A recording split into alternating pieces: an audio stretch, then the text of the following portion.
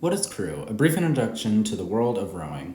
If you clicked on this video, I'm going to assume that you're either a rower, someone who's new to rowing, someone who wants to get into rowing, maybe the parent or family member of a rower, or maybe you just want to know a little bit. So this will be a short introduction to what rowing entails.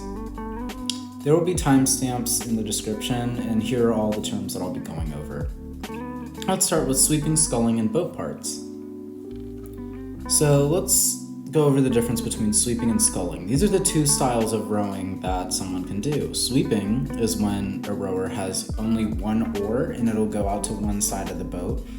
This type of rowing must be done in even numbers because if it was done by one person, the boat would end up just spinning in circles because there's not an even amount of pressure on both sides.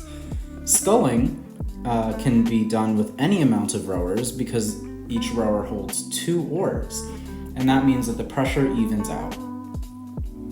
Next, let's go over the bow, stern, port, and starboard. So bow is behind the rower. I like to remember bow behind. We have the bow ball, which is that little white circle at the back of the boat. And this direction is actually where the boat is headed. So when you're in a car, normally you look forward and you go forward, but in a boat, you look forward and go back. Bow is behind and that's where you're going.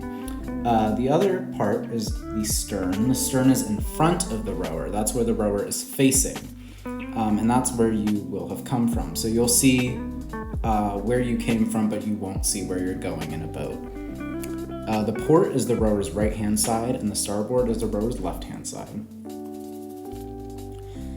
Next, rigger, oarlock, and foot stretcher. Let's talk about the foot stretchers first. Something I didn't know coming into rowing is that you actually don't row with your shoes on. You leave your shoes on the dock and then you put your feet into these things called foot stretchers, which is a really weird name, but basically it's just little shoes that you put your feet into and strap them into the boat. Then there's riggers, which are these little triangle things on the sides of the boat. And they hold the oarlock, and the oarlock is what you put your oars into so that they don't fall out of the boat, basically, if you drop them. So boats and rowers. First, let's talk about sweeping boats. Sweeping boats can be either eights, fours, which can be coxed or coxless, and pairs. On the left, you can see an 8, which obviously has 8 people, and then a coxswain, which we'll go over coxswains later. 4s, which have 4 active rowers, and sometimes a coxswain, and then pairs, which would have 2 active rowers, and I don't think ever any coxswain.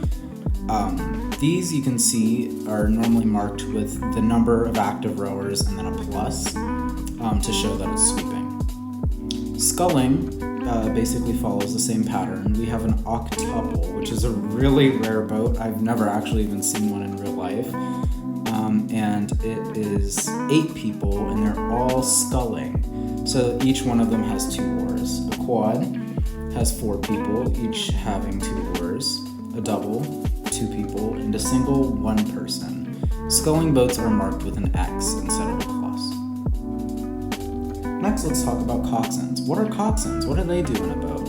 So a coxswain is normally a person who's short and lightweight with a powerful voice. They're usually encouraging people, and they use a device called a cox box to give out commands. In addition to giving out commands, they also steer the boat around. So they play a really important job in keeping everybody in the boat safe. Stroke seat. The stroke seat is the person who is most stern forward in the boat, apart from the coxswain if there is a coxswain. They use a device called a stroke coach, which tells them how many strokes a minute they're going at, essentially. And their job is to keep their stroke rating, which is what I was saying, strokes per minute, consistent so that everyone else in the boat can follow. The middle seats. The middle seat's job is to provide pressure as well as to follow the stroke seat, the tempo that stroke seat is setting, and to be part of different pairs, fours, and other groups. So the stern pair would be the first 3 people in the boat, so that would be stern seat, the seat behind them, and then the seat behind them. And then things like bow fore, which would be the, back fore. So bow seat, what does bow seat do? In a coxed boat, they're just supposed to provide power, provide a lot of pressure, and basically just help the boat spin around if a coxswain needs it. In a coxless boat, their job is to essentially be a coxswain. They function extremely similarly to a coxswain by steering, calling out commands, and using this thing called foot steering to help them with the steering. Now let's go to commands. Most commands follow an anticipation and execution structure. The anticipation tells you to basically just prepare to do something, and execution tells you to actually fulfill that anticipation. So we'll use getting out of the boathouse as an example to tell you what these things are. So everyone hands on is one of those commands where you don't need an anticipation. You just do it immediately. So everyone hands on, pretty self-explanatory. Everyone grabs the boat. Up an inch and out of racks means prepare to lift the boat slightly. Ready up, everyone lifts the boat slightly and starts pulling it out of the racks. Up to high heads, this means everyone takes the boat and gets ready to lift it over their heads. Ready up, this means you lift the boat above your head. Show heads. This is kind of weird to explain, but everyone would be standing in the middle of a boathouse with the boat directly above them. From here, you would tilt your head to the opposite of the person in front of you. So if the person in front of you is tilting their head to the right, you would tilt your head to the left, and the person behind you would tilt to the right, and then behind them to the left, and it just keeps going. This is important so that the boat can have an even amount of people on each side. Ready down, then everyone drops it down to their shoulders. This is important because if we didn't do the show heads, then maybe everyone might end up on the right side, and then the boat would be unbalanced and fall to the floor. Walk it forward. Another command where you don't need an anticipation, you just do it. Just walk forward. Weigh enough. The command weigh enough, often pronounced way enough, way na, or I've heard way off. It is a command that essentially just means stop, and it should be performed immediately, as soon as you possibly can. It's used on both on the land and in the water, and it's extremely important. On the land, it's usually used without warning. Someone will just scream way enough, and you're supposed to just stop whatever you're doing.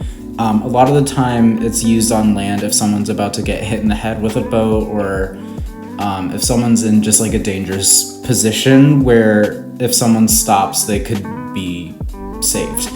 In the water, it's usually preceded with in a certain number, weigh enough, which would mean stop in maybe in 2. That's usually what my team does, in 2, weigh enough. So after 2 strokes, stop.